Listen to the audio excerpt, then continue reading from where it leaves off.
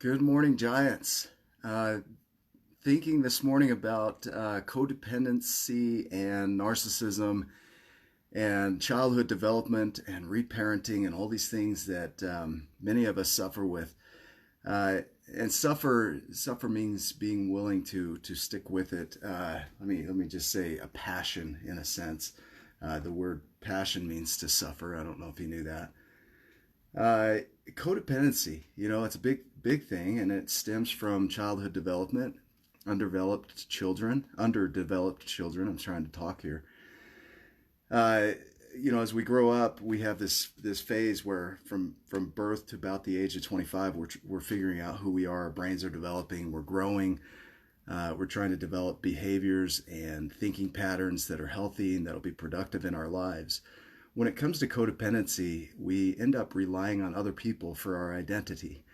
The difference between codependency and narcissism is that a narcissist has this self-identity that's just grandiose, and they're the center of the universe. They don't really stop to question how their behaviors affect others. They don't ever feel like they have an issue. And I feel like people throw this term around like, oh, he's a narcissist or she's a narcissist, not fully understanding what the term means. Narcissists really can't stop and question what they're doing. They don't do that. They're on the extreme end of the spectrum, and they really only consider their needs. There's a thing called overt and covert narcissism. And narcissism, either way, on either side of that spectrum, whether it's covert or overt, is really all about the individual. And so everything they do is designed for them. Well, a codependent is dependent on other people for their identity. And so they tend to be the favorite, we'll say meal in a sense, of narcissists, because that codependent finds their identity in serving others, and they're selfless, and they're the caregivers and the caretakers, but it's at this level that's unhealthy. And so they give, whereas the narcissist takes. And at the same time, they think they're different, but they're not. They're both struggling with identity and who they are on the inside.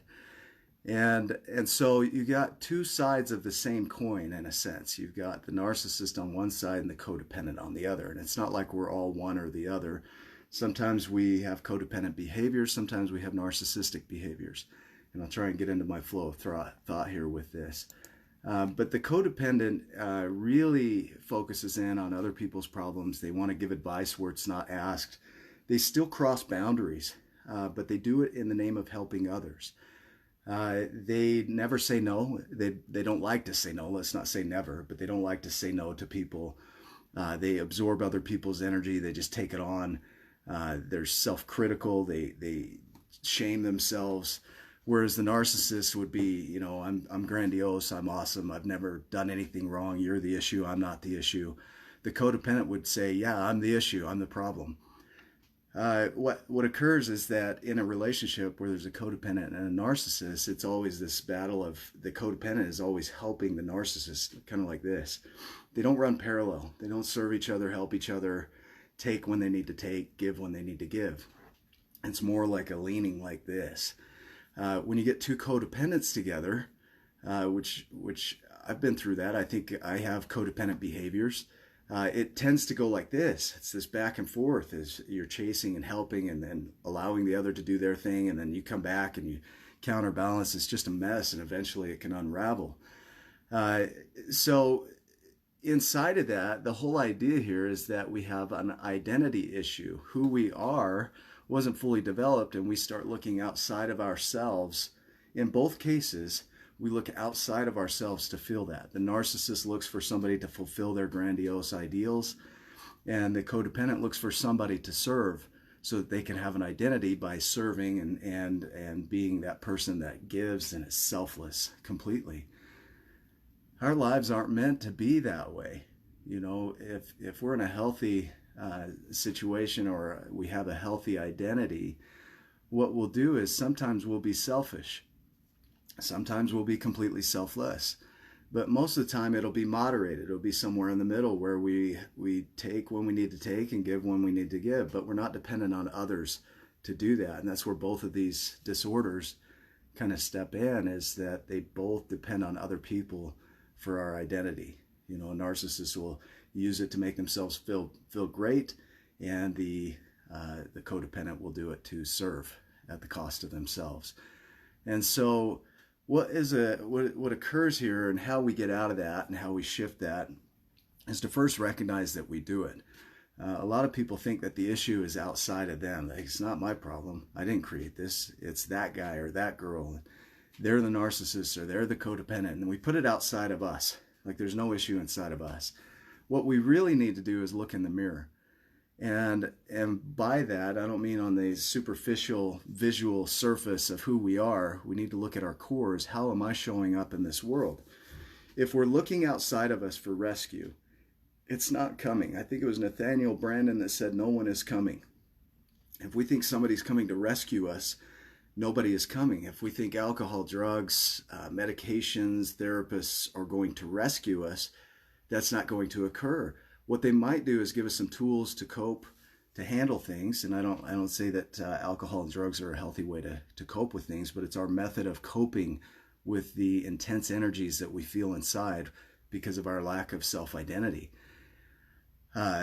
So when we look outside of ourselves, it's not within us to fix it. And I hope that makes sense. When we think others will come rescue us, then we don't tend to pull ourselves out of the mud, so to speak, by our own ponytails.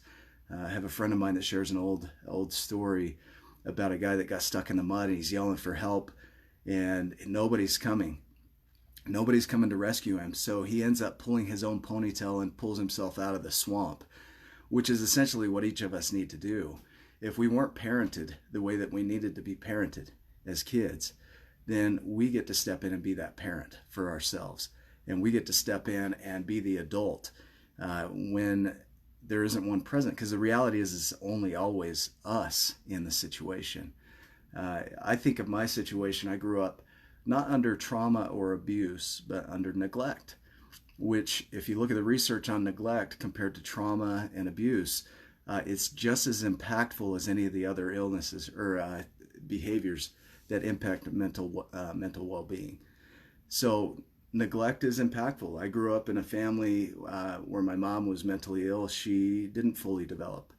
And then I go back and I can see in her history, and I talked about this briefly, where that came from and where it came from her grandparents and so on, all the way down the line. The fact is that I didn't receive the development that I needed. Now, if I live into the story that, oh, I was raised this way, this is just who I am, it goes in my family, it's traditional, I might as well keep the tradition, then there's nothing inside of me to change that. It's not on me to change that. And so what I want to do is shift that around and say, it's completely on me to shift that. I might get help from others, but at the end of the day, I'm the one that has to practice. I'm the one that has to parent myself. I'm the one that has to look at my behaviors and say, is that healthy or is that unhealthy? When I have boundaries and I feel shame around that, I'm the one that gets to work through the emotions of that. And, and I tell a person no, as a codependent, it's really hard to say no to somebody. It's really hard to establish a boundary. We'll walk over boundaries, but when it comes to our own boundaries, we don't enforce them. And so we have a hard time being assertive in what we need. And so when I look at it as nobody's coming to fix this for me, I've got to do this on my own, it becomes a case of I need to do the work. I'm my rescuer. Nobody else is coming, as that quote says. And so there are a lot of tools. It's amazing how much information is on the internet. I look at it and I can type in just about any word on Google. I can pull up just about every research article. Luckily with schooling, I have access to the academic journals and I can go in and study some of the research on what's effective and what's not effective and determine for myself what would be useful and what wouldn't be useful. There have been times where I have had therapy, and I think it's very useful to have therapy. A therapist who is trained and has knowledge around things can provide us with information that is very useful in changing our lives. But at the end of the day, I've got to go home and do the work. I've got to be the one that studies and tests and practices for that to be created as a new behavior in my life. anxiety, generalized anxiety disorder, depression, all these things, attention deficit disorder. We learn to manage them by parenting ourselves. We gain the tools outside of us, but we put them to practice inside of us. I hope that makes sense. So recognizing that there's this idea inside of us, so I kind of want to loop this back, that the help that we need is outside of us. And that's what a lot of people do, is they get depressed or anxious or sad and all this stuff, and they look outside like something will fix me out here. And that's where addictions come in, because they don't face it internally. They mask it, they cover it up, and they don't want to feel it.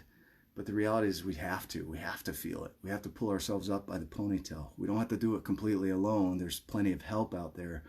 But at the end of the day, it's up to us to change it. And so when you get into behaviors like narcissism or codependency, a narcissist, just to be clear, if you're throwing that term around, oh, he's a narcissist, she's a narcissist, if they can question whether they're a narcissist or not, they're not. And so they might have narcissistic traits, and there's a big difference there. They might have codependent traits, but it doesn't mean that just because you have the traits that you have the diagnosis. It doesn't merit the diagnosis. And so, yeah, you might have traits of narcissism. And so if you can recognize that, the good news is you can change it. And you change it through practice. And with repetition and time, it'll get easier and easier, and you'll get better at it. And so be aware that the person, my business partner posted a poem about the man in the mirror. And I love it, because the reality is the person that can change your life is already inside of you. If you will just look in the mirror, that's the person that's going to turn your world around. That's the person that's going to lift you up. That's the person that's going to rescue you. That's the person, you, in the mirror. That person is who has the ability and the capability to turn things around. You are your rescuer. And so go look in the mirror, be with that for a minute. Yeah, it's challenging. Yeah, gather resources from outside of you. But at the end of the day, like, you do the work. And so hopefully this is helpful. If you have comments or thoughts around it, please share. One of the things that I wanted to do is well, I don't know. I lost my train of thought there. My mind's kind of all over the place this morning. I'll just loop it back to that. Just look in the mirror. Know that you're the person that can take you out of the mess. And ask for help when you need it. Find the help online if you need it. Get a therapist if you need it. Get on medication if you need that. If it helps you to keep a stable mind so that you can think through it, work through it, and develop new behaviors and new patterns so that you can live a healthy life, then do that. But at the end of the day, remember, it's you. You're the one that has to do the work. And so you guys make it a giant day. I appreciate you, and we'll see you on the next video.